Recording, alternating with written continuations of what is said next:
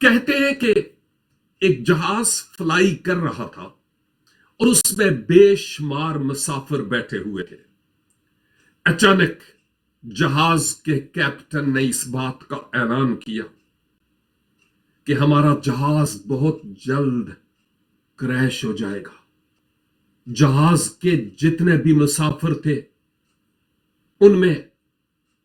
बहुत ज्यादा शोर शराबा होने लगा, रोना धोना शुरू हो गया और अभी जहाज उड़ रहा था और एक बच्ची पास बैठकर यानी जहाज में एक किताब पढ़ती चली जा रही थी और जहाज के मुसाफिरों में से एक ने इस बच्ची से कहा, बेटा सारे जहाज में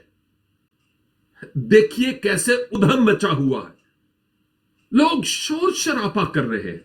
लेकिन आप खामोश बैठी हैं, किताब पढ़ रही हैं, स्माइल दे रही हैं, इसकी क्या वजह है? उस बच्ची ने जवाब दिया कि अंकल बात यह है कि मैं भी सुन रही हूं कि जहाज गर्क हो जाएगा,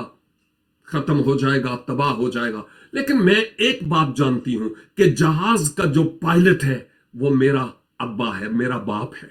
वो मुझे किसी तरह से बचा ही लेगा। बाज़ औक़ात ऐसे होता है कि जब मेरी जिंदगी में और आपकी जिंदगी में निशेबो फराज आते हैं, उतार चढ़ाव आते हैं, तूफान आते हैं, लगता है कि जहाज गर्क होने लगा है, हम भी इन मुसाफिरों की तरह इंतहाई परेशान और नाना हो जाते हैं। लेकिन क्या बच्ची की तरह हमारा ईमान हो सकता है कि हम तूफान की तरफ नहीं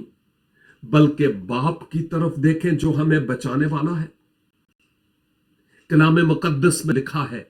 मुबारक है वो जिसका तवक्कुल खुदावंद पर है और मलऊन है वो शख्स जो बशर को अपना बाजू जानता है। आए हम हालात की तरफ और पानी की उठती हुई लहरों की तरफ ना देखें बल्कि उसकी तरफ देखें जो अपना हाथ बढ़ाकर हम डूबते हुए को भी बचा सकता है। God bless you.